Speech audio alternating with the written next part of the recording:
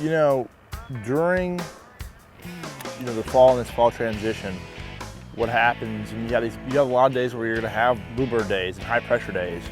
And this is when you pick up that flipping stick and you go to these areas that have deep water close to that grass. Because these fish are gonna live in that grass. They're living in there, they're gonna be staying there the rest of the fall.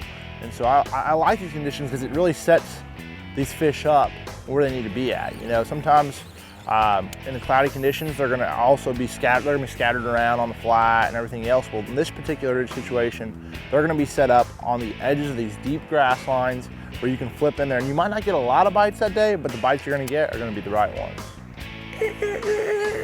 That's all we wanna hear.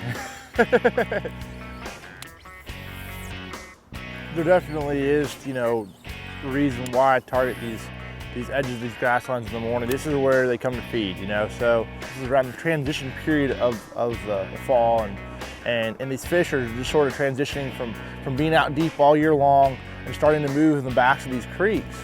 And what I look for is these key little deep edges of hydrilla where these fish are first going to set up on. Maybe they might not go all the way in the back of the creek first. They're going to stop on the steeper edges of the grass and then work their way back. So this is just a good transition place where these fish are going to actually move back further into the creek and ultimately get to the very back where all the shad are going to migrate.